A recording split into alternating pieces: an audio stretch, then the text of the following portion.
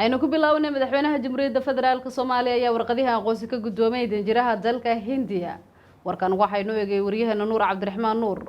madaxweynaha Jamhuuriyadda Federaalka Soomaaliya Maxamed Cabdullaahi Farmaajo oo warqadaha aqoonsi ka guddoomay danjiraha cusub ee dawladda Hindiya oo fadhiya doona Soomaaliya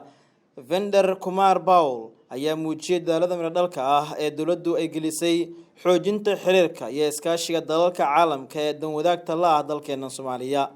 danjire Kumar ayaa soo gaarsiiyay madaxweyne Farmaajo dhambaal iyo salaan uu uga siday madaxweynaha iyo ra'iisul wasaaraha dalka Hindiya waxa uu tilmaamay inuu ka shaqeyn doono xoojinta xiriirka labada dal iyo sidii loo sii ambaqaadi lahaa iskaashiga soo jireenka ah ee ka dhaxeeya Soomaaliya iyo Hindiya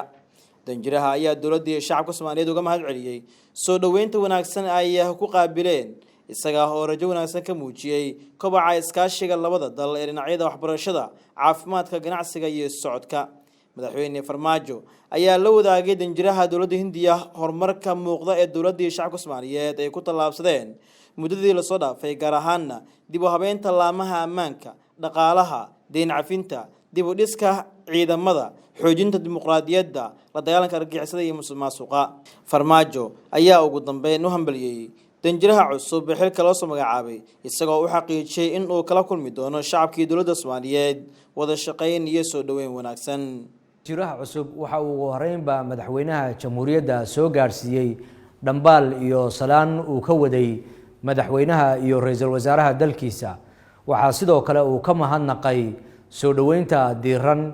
ee shacabka iyo dawladda Soomaaliyeed ay u muujiyeen waxa uu soo bandhigay qorshayaasha uu ku horumarinayo xiriirka diblomaasiyadeed ee labada dal gaar ahaanna waxa uu safiirku hoosta ka xariiqay xiriirka ganacsi ee labada dal iyo maalgashiga kaabayaasha dhaqaalaha iyo waxbarashada Nuur Cabdiraxmaan Nuur VOS TV Muqdisho